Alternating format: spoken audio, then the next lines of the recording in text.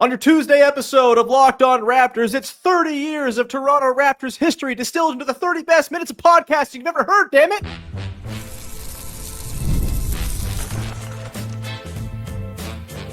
You are Locked On Raptors, your daily Toronto Raptors podcast, part of the Locked On Podcast Network, your team every day. Hey,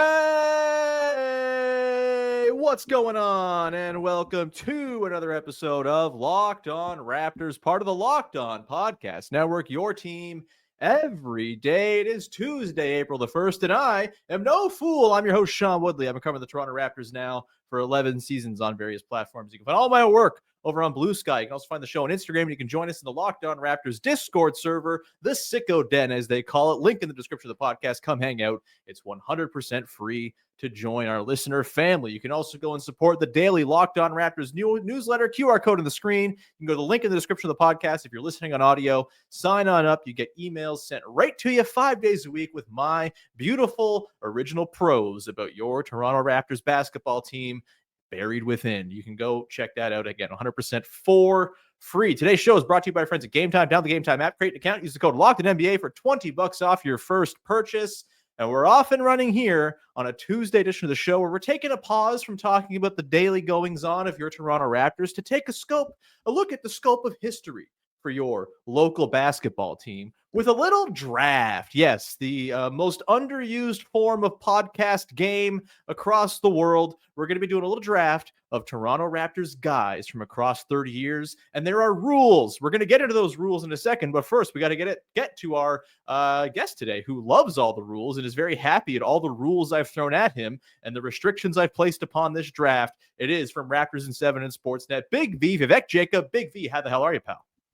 I'm doing great, man. I am excited. The rules were complicated and, made for a busy Monday night as I watched the Lakers and Rockets. And you've thrown me off completely by the changes this morning. And now we're just going to see how it goes.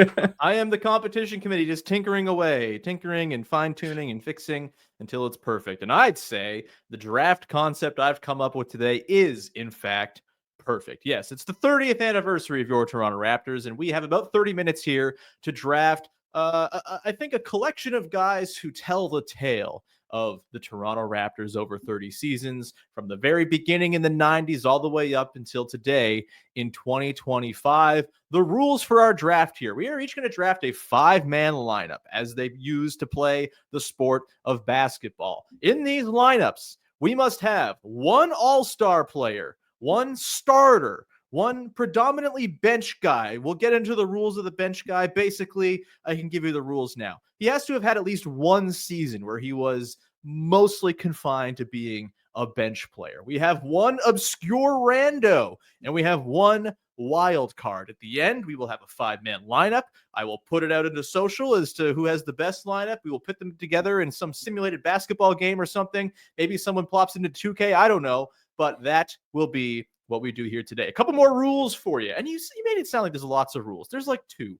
You need one player from every decade of the franchise's existence. This covers the 90s, the aughts, the 2010s, and the 2020s. So there's a little bit of room for finding a 5th guy in there from a second guy from a decade if you like. And it needs to make some sense as a basketball lineup. You can't go have 5 centers, can't have 5 point guards, you can't have 3 small forwards, a power forward, and a 2 guard. It's got to at least make some sense. A lineup that if you put on the floor, it could actually go and play functional basketball. And that's an open-ended rule, baby. You make it sound like I'm some kind of tyrant here, but I'm leaving things open-ended. Big V, we are going to start with a coin flip to decide who picks first in the 30 years of Raptors guys draft. I have a little hockey puck here with a Locked On logo on the front. Ooh. That's heads, and it's blank on the back. That's tails. I'm going to throw it in the air, and in the air, you are going to call it now. Heads. Where did it fall? It is behind you. It was tails. I promise. I'm sure it was. All above board. I swear. What do you want from me, man? Anyway, I caught it here. I could just do it. It's tails. I'm an honorable, noble host. I know you're messing with me. I don't care for it. Let's start with the draft. I have the first overall pick. And I got to go with my guy, the greatest Raptor of all time. I was really concerned I wasn't going to get the first overall pick because I'd be very sad if I did not have him. Of course, I got Kyle Lowry as the first overall pick. He celebrated a birthday last week that led to all kinds of fun reviewing of cool Kyle Lowry moments. How sad are you to have not gotten Kyle Lowry on your basketball team here, Big V? Yeah, I would have loved to have him. I don't know that he would have been my number one pick. Lies. This is the Christian Coloco we were going to pick at 20 anyway. But, while we're laughing, I will go with Mr. Laugh himself, Kawhi Leonard. So the board to start has gone the way I expected here. I was a little unsure. I was definitely going to take Kawhi if I didn't get Kyle, no doubt about it. I was a little unsure if you were going to go Kawhi here. What's your reasoning for Kawhi, a one-season wonder for the Raptors over, say, a Vince Carter, DeMar DeRozan, a Chris Bosh even, who had a little more staying power, were also all-stars with the team. We also could have included Antonio Davis in this one as well. Yes, we could have. I think for me, I just wanted the best guy. I think if I wasn't going to have Kyle and everything that comes with Kyle, then I was going to go with the best guy. And I think the debate was between Kawhi and Vince. And so ultimately, I just decided to go with Kawhi for that ring factor, baby. Yeah, no, that's well put. I can't argue at all. Kawhi Leonard, clearly the most talented basketball player to ever play for the Toronto Raptors. I saw this thing. I guess the Raptors did some kind of poll of like who the best Raptor of all time was on their socials. And Kyle won. Vince came second, and DeMar came third. Do you think Kawhi gets kind of underappreciated in that conversation, or is the one and done thing like fairly a bit of a knock for him when it comes to like greatest Raptor of all time conversations? Because like I think he's obviously the most talented player to ever play for the team. He won a freaking championship. He has the shot. He has the dunk in Game 6 in the comeback against the Bucks. He nearly won it on his damn self in Game 5 of the finals. Like, I don't know. Where are you at as far as Kawhi appreciation? Do you feel like he gets his just desserts in the sort of grand scheme of appreciating old Raptors guys? Or is this maybe going to be something where after his career, it's something we look back a little more fondly on? He gets his desserts, he gets his alcohol, but he does not get the main course. You got to stay for more than 1 year for that. I think, I think it's fair. I think when you look at, what DeMar and Kyle did together in terms of reshaping the narrative of the franchise, you look at what Vince did to shape the initial positive narrative of the franchise. I think you would look at the longevity and say those three deserve to be above Kawhi. I think in terms of greatness, longevity is a big part of it. And so if the Raptors mattered that much to Kawhi, he would have been here for more than a year. Yeah, that's fair enough. I still think, I mean, that season ruled pretty hard, man. And we will remember it for exactly what it was, one season. Yeah, that's kind of the most important one of all. I don't know. I feel like he should probably be considered. I think I had him when I did ranking every Raptor. By the way, there are now 300 Toronto Raptors in history. A nice clean number for us to choose from. We're picking just 10. Rarefied air here for any of these guys. Anyone who gets picked here today, it's an honor, and they should probably put it on their CV. But I don't know, man. He's just. That season was so memorable, so important. He had so many like touchstone moments, even like the buzzer beater against Portland in the regular season. I think it was the second game where him and Danny Green had the double block on Jason Tatum. Like there's so much from that year to dig into. He had more moments than most guys who were with the team for a very long time were able to accrue.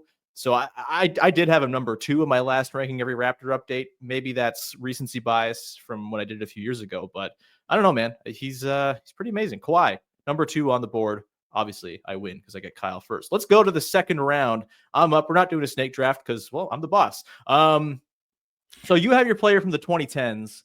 I think I'm going to say Kyle is my player from the 2020s because he did play in the 2020s. And I am going to draft my daddy, Marc Gasol, as my starter.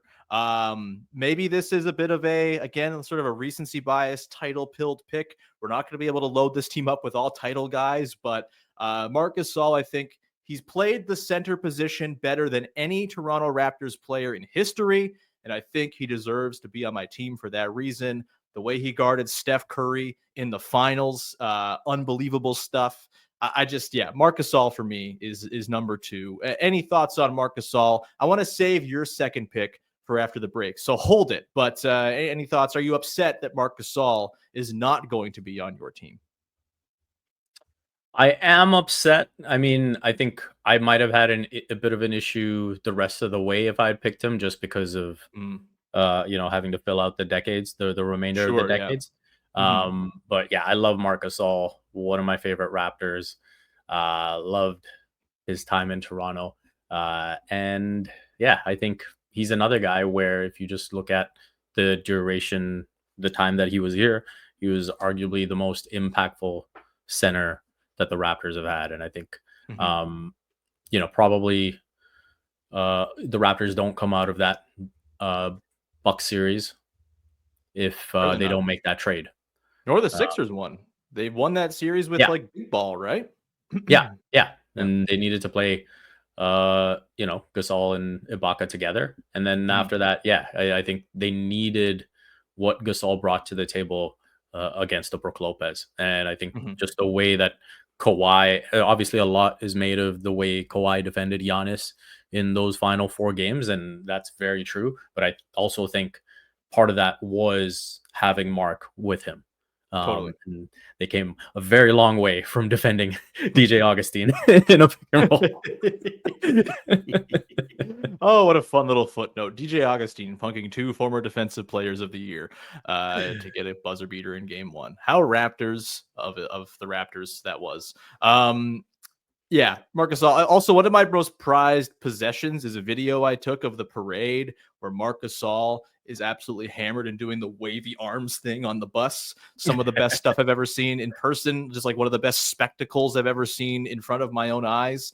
And I was there for the shot. I think I might have had a more sort of visceral reaction to Marc Gasol doing this while hammered out of his gourd and drinking full bottles of wine on the bus. Marc Gasol, my pick, my starter in my lineup. I think it's going to get a little interesting coming up here.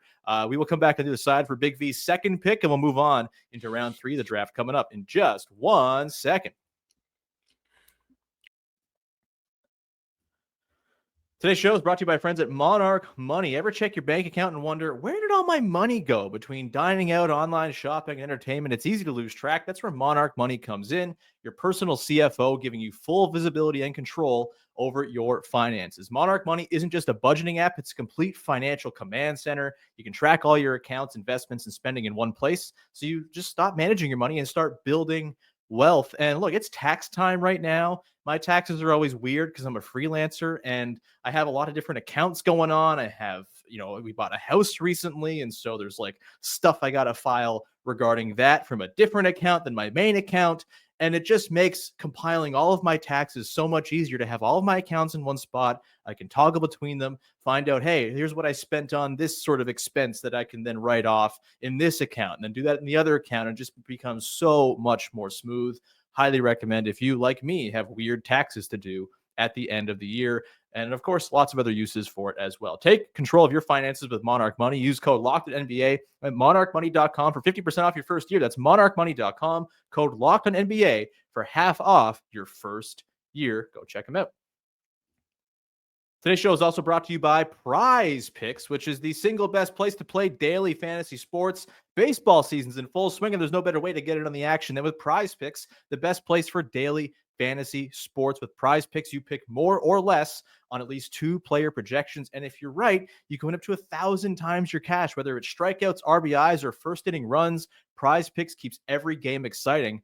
I got to say, I'm loving this Andres Jimenez guy the Jays traded for in the summer. He's hitting bombs left, right, and center. Maybe you take them more on Andres Jimenez home runs in an upcoming game while he's on a heater and make some money off of it. Also, Vlad Jr. hasn't hit a dong yet this season. You know that dam's going to burst at some point. you can take the more on his home runs and maybe earn yourself some scratch as well. Download the app and use the code LOCKEDONNBA. You get $50 instantly after you play your first $5 lineup. That's code LOCKEDONNBA for $50 instantly after you play your first $5 lineup. Prize Picks, run your game. Back at it here. It's the 30 years of Raptors guys draft with our pal Big Vivek Jacob, who is on deck to take his second guy. He took Kawhi Leonard with his first pick. Who you got with your second, Big V? Let her rip. So I'm going to use my wild card. Okay. I want to make sure I have this guy on my team. I think in combination with Kawhi, it would have been a fun hypothetical to see play together. And it also fits into me wanting to get a guy from the 2000s. Yep. Chris Bosh. Chris Bosh. All right. Knew you were going to go Bosh. You're a little Bosh boy. Exactly. There's the personal attachment as well. Obviously, he's kind of the first All-Star that I watched in Toronto since I moved to Toronto.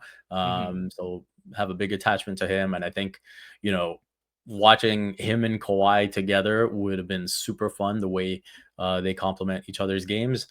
And yeah, I like where my team's at right now. Yeah, you're doing all right. Kawhi, Chris Bosh, pretty good start. Chris Bosh, very good player. It seems like there hasn't been a whole lot of Chris Bosh celebration for the Raptors' 30th anniversary this year. What do you make of that? Like, should they have had a Chris Bosh night of some kind? Like, I don't know if he's a jersey retirement guy, considering how things ended and how little winning they really did when he was here, but it seems like he's been kind of missing from the 30th anniversary celebrations. I mean, I have my own sort of misgivings about the 30th anniversary celebrations at large. I feel like after the Vince thing, things kind of tapered off pretty quick, and that was very early in the season. But do you wish there were more Bosh content going on this season? I do. I think he's an important part of this franchise's history. I think when I look back personally, after Vince left, it was like, who did you have as a fan to hang on to? And Chris Bosh came from this program at Georgia Tech that did nothing but winning, and then all of a sudden they're losing every game they play as a Raptor. I remember him, being on sitting on the bench, and it was a game in Chicago against the Bulls, and the Raptors were on this miserable losing streak, and he just broke down into tears. And it was like, we've gone from this guy who didn't want to dunk anymore, didn't seem like he was trying as a Raptor anymore, and you had this guy who cared so much, and he built himself to a point where the only guys you put at his position above him were Kevin Garnett, Tim Duncan, Dirk Nowitzki, and he could pretty much go up against anyone else. And I thought those matchups were super fun to watch. You look forward to him going up against Duncan, Garnett, Nowitzki. And obviously he got a dose of that when he went to Miami too. But I think that he was really, really good. And I do think that it's funny, I come back to that Mo Pete shot. If Mo Pete doesn't make that shot, the Raptors end up playing a Wizards team that didn't have Gilbert Arenas and Caron Butler. That had Michael Ruffin just coughing up turnovers left and right. Yeah. Yeah. They would have played them instead of, Vince Carter and the Nets in the first round. And maybe they win that series. Maybe, more gets appreciated about Bosh. But no, things played out the way they did. And, I think even the circumstances for him leaving would have been viewed differently. And, certainly for me, when I always go back to the point that literally the best player you put beside him in all his time there was Jose Calderon, Hito Turkoglu, a washed up Jermaine O'Neal. That caliber of player is not going to stick around. And I think especially in today's environment, we would be a lot more understanding of that. Yeah. No, 100%. Yeah. It was he would be the guy that everybody on every ESPN podcast is like, is he going to ask out at the end of this season? That would be, yeah. He missed the transaction industrial complex by 10 years, but for sure. Chris Bosh, great player, great call. My next pick here, I got to do it because I got to have a guy from the 90s, and he's going to be my wild card. It's going to be Vince Carter. Got to do it. He's really good, as it turns out. Good basketball player. Do I need to go? Like, we've done a lot of Vince Carter stuff this year. Well, he's incredible. He was the guy that put the franchise on the map. Yeah, things ended not so good, but in the 90s, he was pretty rad. And so, yeah, I'm going to put him on my team as my wild card in 1990s selection. Kind of lean in the 90s as the Raptors were hot garbage for a few years out of the gate. There are a couple options in there, but yeah, I'm going Vince. And so I've got myself a Lowry, Gasol, Vince starting point for my team. Not so bad, I'd say. Big V. All right, back to you. Who's your third pick? So with my third pick, I am going with my bench guy, who will be starting, obviously. I think with the players I've got so far, I need a guy who is not going to look to do too much playmaking and is going to be ready to knock down shots when the ball's kicked out to him, is going to play some hard-nosed defense. And especially if he's going up against Kyle Lowry, is going to be able to give as good as he gets. I'm scared. But am I scared? I don't know. Who are you going with here? I'm going with Fred VanVleet. Fred VanVleet. Okay, gotcha. Is he your bench guy? Yeah, he's the guy who played it. Yeah, because he was obviously part of the bench mob. That qualifies. That's a great pick. Fred VanVleet, very good Raptor.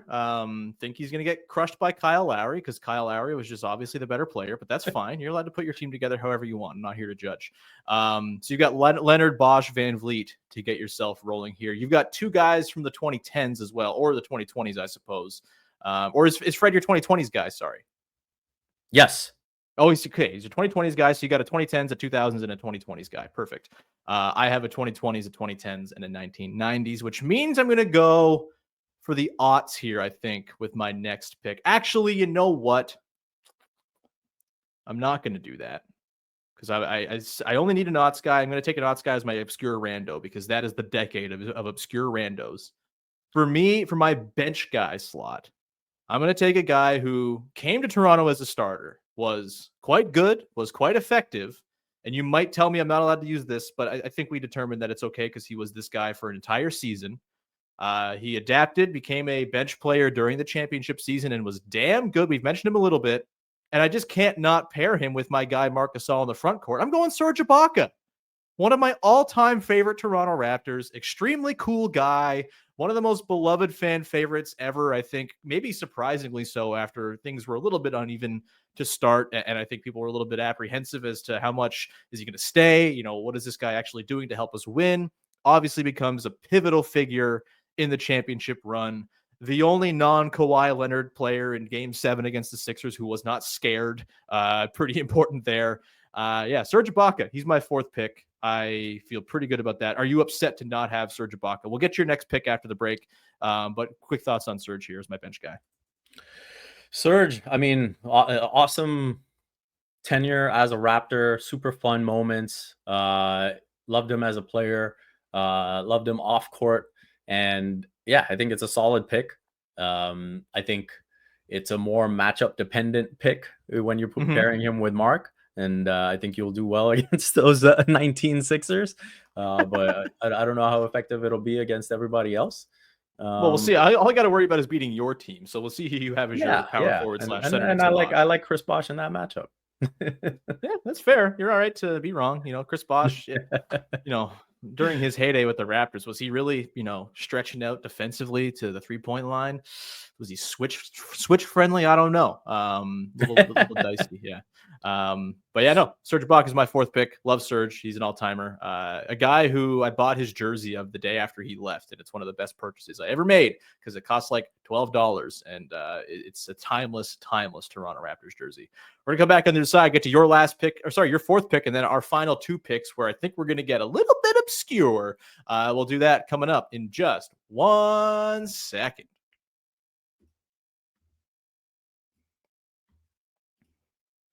Today's show is brought to you by friends over at Game Time, the single best place to buy tickets for the sporting events you want to go to. And yeah, the Raptors season is winding down, though you can still get some tickets for the last couple home games. They play Portland on Thursday, the Pistons on Friday. That's probably the last good home game they have because they close things out against the Hornets again next week. But if you want to get to one of those games, Game Time, of course, is the way to do it. And you might be able to find some cheap, close to Game Time tickets, especially for that Blazers game Thursday, a Thursday night game against Portland Might find some good deals there last minute. You can also go and peruse baseball tickets, baby. I love baseball. I love going to baseball games, and you can get yourself tickets to see the Blue Jays, who are 3-2 and not looking like a complete abject disaster. What a wonderful thing. You can go and get those tickets, go to see the Jays in person, catch an Andres Jimenez home run ball, all that good stuff. And you can do it by going to Game Time and checking out the Game Time Picks feature. Just download the Game Time app, create an account, use the code LOCKEDONNBA for $20 off your first purchase. Terms apply. Again, create an account and redeem the code LOCKEDONNBA for $20 off. Download Game Time today. What time is it? Well, it's game time, of course. Back at it here with our pal Big V, Vivek Jacob, as we continue and finish off our 30 years of Raptors guys draft. My team, quite title adjacent heavy with Lowry, Gasol, and Ibaka, plus Vince Carter as my 1990s wild card guy. You've got Kawhi Leonard, Chris Bosh, Fred VanVleet. You are on the clock with your fourth pick. Who you got? All right. So I am thinking here that I've got, I was trying to remember what I've got left. So I've got the obscure Raptor and the starter level player remaining, if I'm not mistaken. Yes. Okay.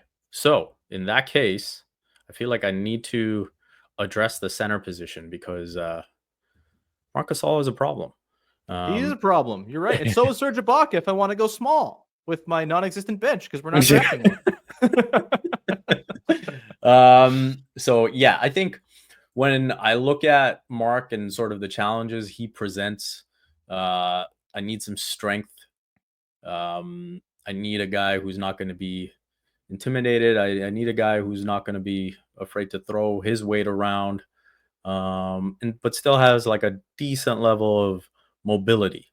And so again, fitting in with what we discussed about what he was for his majority as a Raptor, I'm going to say Antonio Davis. Okay. I like it. I think he's toast against Gasol guarding in space, but that's fine. I think that was pretty much, of the options there were at center, since you've taken Mark and Serge. Wow, the Rasho Nesterovic erasure here. Unbelievable. Yeah, I mean, Rasho, sure. No Pop So? No Nathan Jawai? What's going on, man? Yeah, I guess I could have gone JV, but I guess... No, because you're pretty low. I mean, yeah, you could have gone to 2010s. You also need a 90s guy. There is a center from the 90s who played a fleeting 2 seasons who might have been a good pick here. But I'm not here to judge your team. I am, but whatever. But no, I like Antonio Davis. I want to pick guys that, I like enjoyed watching. I'll enjoy that little mid-range pop and, some offensive rebounds and some nice, throwdowns on the putbacks. Give me Antonio Davis. I like it. And also a former All-Star. You got 4 former All-Stars on your team, which feels like cheating to me. But I guess I have 3. Gasol made an All-Star team, of course, with the Grizzlies back in the day. And I'm going to take a guy with my final pick, my obscure random Raptor guy who you go, that guy played for the Raptors? Especially, if you're a fan in 2025, you may not remember a lot of these kind of random dudes who popped up on Toronto during the aughts, which was a time of upheaval, a time of strangeness. And there's a couple ways I could go here, but I'm going to go with my final pick. Another former NBA All-Star, an NBA champion. I want to say defensive player of the year, or certainly an all-defense guy. Maybe the jankiest looking jump shot of all time, but who cares? It went in. I'm going a guy who played 27 games as a Toronto Raptor after the Jermaine O'Neal trade to end that experiment. It is, of course, Sean Marion. Sean Marion fills out my roster as my obscure Toronto Raptor from the 2000s. Wow. And my wing defense lockdown now, baby. Marion, Ibaka, Gasol. I got Vincent Lowry. Maybe Marion's not the greatest shooter in the world, but if he's my worst shooter, I'm doing all right, baby. Sean Marion on the board as my obscure pick. Any thoughts? Are you chapped? You didn't even think of Sean Marion because you clearly didn't. No, I didn't. I think I just viewed obscure as very different. I see. Yeah. Pleading ignorance. Well, no, I just viewed obscure as like I guess, instantly scrub. Sure, like you thought I was going to be out here taking like Martin Lewis or something, or Michael Petrus. Yeah, and that's why Yeah. I have a bunch of names that, Uh-oh, you're screwed. Yeah, well, your rules. Mm-hmm. So yeah, I think Sean Marion is an awesome pick. I just didn't realize he fit into the parameters of the It also obscure should guy. be said he was pretty bad with the Raptors, just because he was very much in run out the clock mode. So he was I mean, I don't know if I agree with that. okay. Fair enough. I think Reasonable people could disagree. He averaged I think 14, he 8, was and actually 2. pretty solid as a Raptor. I think during that time, that short 27 game stretch, he actually negated Bargnani's weaknesses pretty well because he was such a good rebounding forward.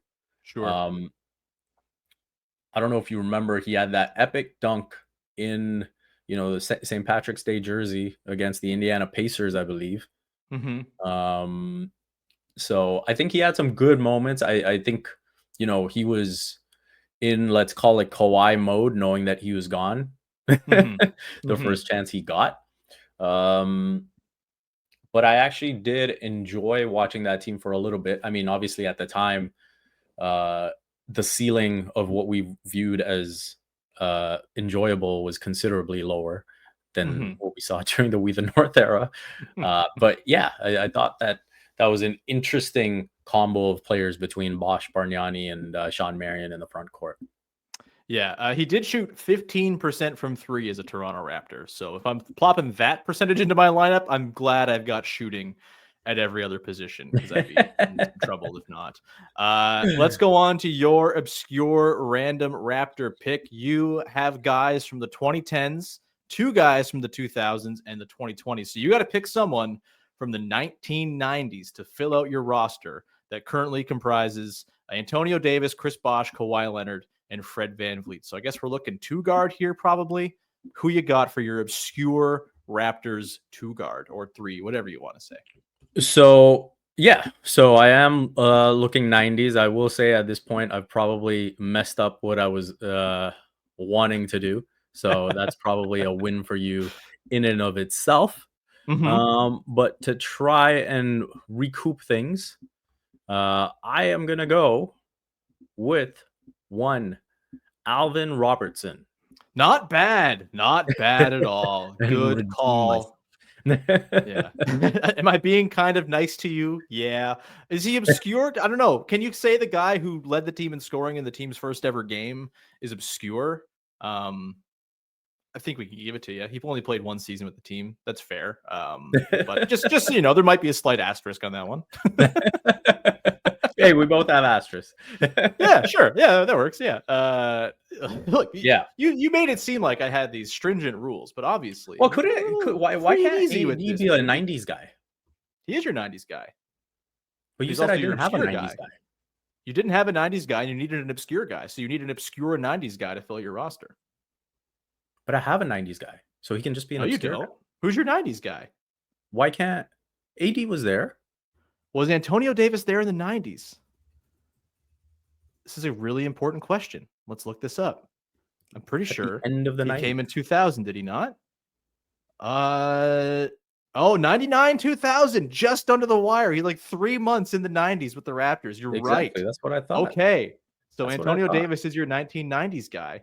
So I guess you can repick an obscure guy if you want now from if you want me to take a more obscure pick, I was gonna do this for comedic effect. Okay. And so I thought it would just be hilarious to have Vashawn Leonard on the team, and and we could have him and Kawhi duke it out for who gets to wear number 2. I like it. Also, Vashawn Leonard was like pretty good for the Raptors. That's not a bad pick at all. I like it. So that was known for my time with the team. Okay. And then you were all like, I don't have a 90s guy. And I was like, wait a minute. No, that's my mistake. I thought Antonio Davis came in 2000. So you're on the money there. Of course, you missed the obvious obscure pick. You had every decade to play with because you had all 4 covered off. You could have gone anywhere. You could have gone Peja Stojakovic. Comedic effect. You know, it's totally fair. You could have gone Peja Stojakovic. Yeah, that would have won the game, but that's fine. Yeah, it's cool. Stojakovic would have been awesome. Yeah. I also, that's probably one of my favorite, if not the favorite, um, comedic clip of Matt Devlin, the Punjabi. Mhm. Oh my God. Can you name the 2 Toronto Raptors with a higher 3-point percentage in Toronto Raptors history than Peja Stojakovic, who in 2 games played for the team went 4 of 6 from downtown and carried a 66.7 3-point percentage out of Toronto? 2 games for Peja. Crazy. Do you know the 2 guys who have a higher percentage? 2 guys are 100% from downtown. I honestly thought it was just Peja.